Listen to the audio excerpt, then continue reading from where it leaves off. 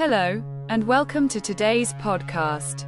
In this episode, we'll be diving into a significant change happening in the digital world: Google's decision to phase out third-party cookies by 2025. This change is poised to reshape how online advertising works, and it's crucial for digital marketers to understand what this means and how to adapt. But before we get into the specifics, let's quickly touch on what cookies are and why they've been so important for advertisers. What are cookies? Cookies are small files that websites store on your computer when you visit them. These files help websites remember your preferences, login details, and other important information. For marketers, third-party cookies have been a game changer. They allow advertisers to track a user's behavior across various websites. This data helps create personalized ads, optimize campaigns, and ultimately improve the user experience.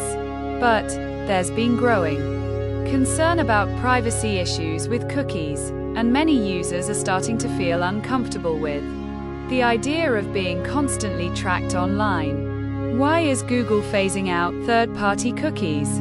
Now, you may be wondering, why is Google making this change?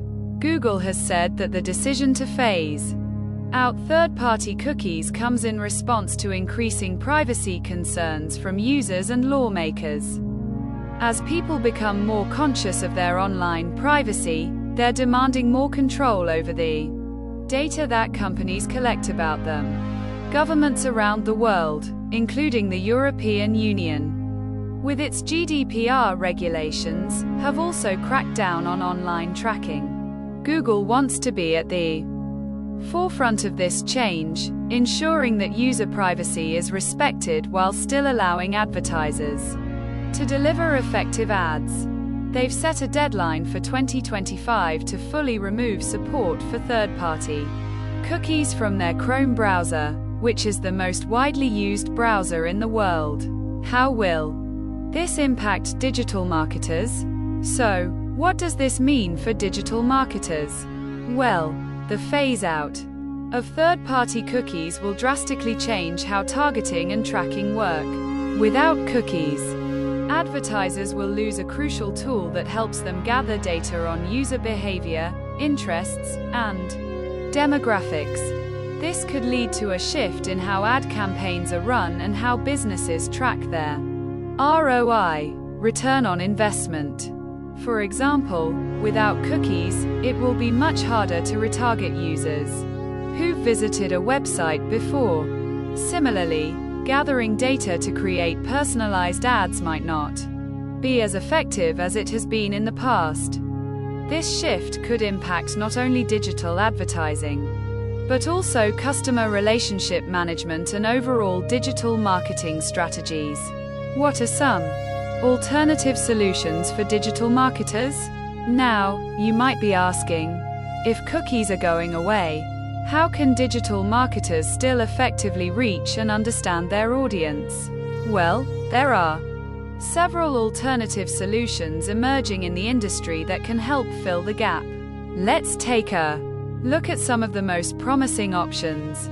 First-party data. The best alternative to third-party cookies is first-party data.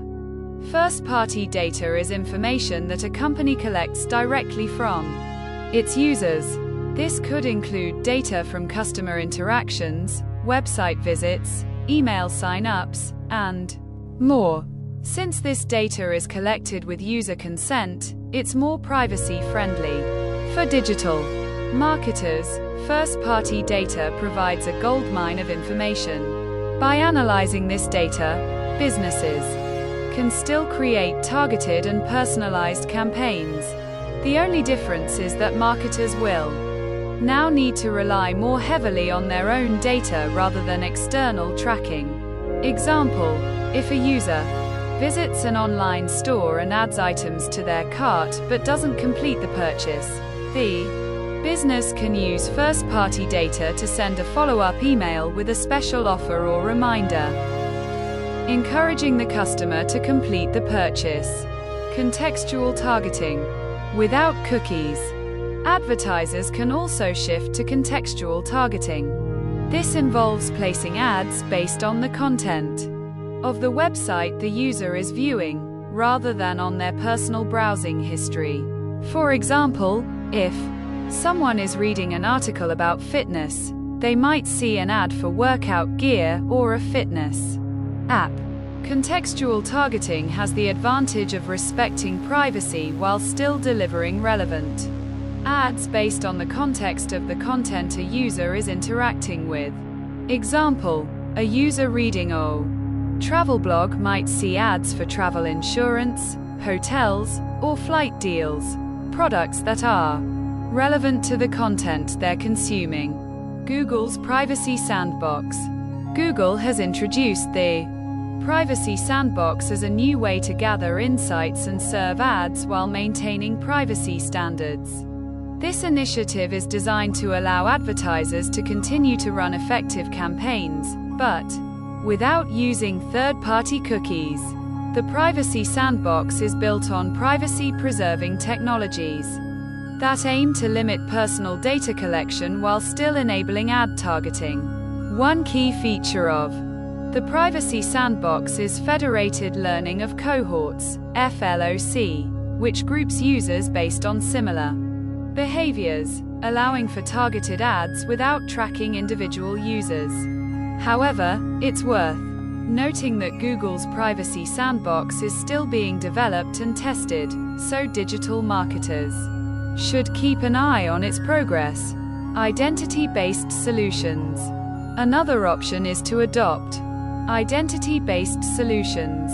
These involve using a verified identity, such as an email address or phone number, to target ads. This method requires users to voluntarily log in or provide personal information, but it allows marketers to target known users across multiple platforms. Example: a retailer could use a customer's login details to serve personalized ads based on their shopping history, even without third-party cookies. Collaborative data sharing.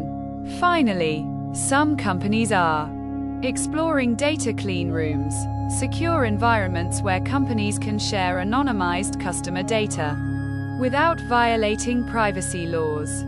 This allows marketers to gather insights from other brands and improve their targeting while respecting user privacy.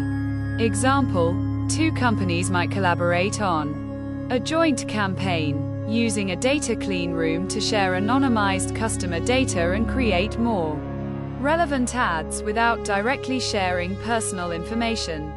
To wrap up, the phase out of third-party cookies by 2025 is a big change for the digital marketing world. While it may pose challenges, it also opens up new opportunities for innovation. Marketers can shift to first-party data, contextual targeting, privacy-focused technologies like Google's Privacy Sandbox, and identity-based solutions to continue running effective campaigns without compromising user privacy. The key takeaway is that marketers must start planning now to adapt to this new reality. Embracing privacy-first practices will not only help ensure compliance with new regulations but also build trust with your audience in the long run. Thank you for joining us today. We hope this episode gave you a better understanding of how the cookie phase-out will affect digital marketing and how you can start preparing for the future. Be sure to subscribe for more insights on the latest in digital marketing and technology. Until next time, happy marketing!